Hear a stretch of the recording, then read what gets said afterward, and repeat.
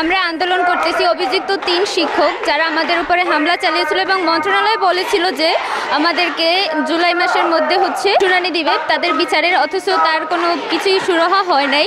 এজন্য আমরা পুনরায় আমাদের কর্মসূচি চালিয়ে যাচ্ছি।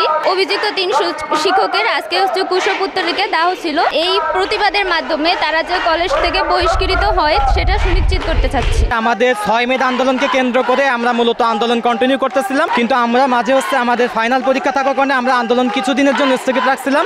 ইভেন আমরা মন্ত্রণালয় পর্যন্ত গেছিলাম আমাদের অভিযুক্ত যে 3 জন শিক্ষক তাদের কলেজ থেকে যত দ্রুত সম্ভব অপসারণ করানোর জন্য, কিন্তু মন্ত্রণালয় থেকে আমাদের আশ্বস্ত করছিল যে কয়েকদিনের মধ্যে আমাদেরকে সিদ্ধান্ত জানাবে, কিন্তু সেই সিদ্ধান্ত এখনও আসে নাই। না আসার জন্য ইভেন অভিযুক্ত 3 জন কলেজে এখনও প্রবেশ করছে, ইভেন তারা তাদের কার্যক্রম সম্পূর্ণ করছে। তাই আমরা আবার নতুন করে আন্দোলন শুরু করছি মন্ত্রণালয় থেকে যত দ্রুত সিদ্ধান্ত পাওয়ার জন্য।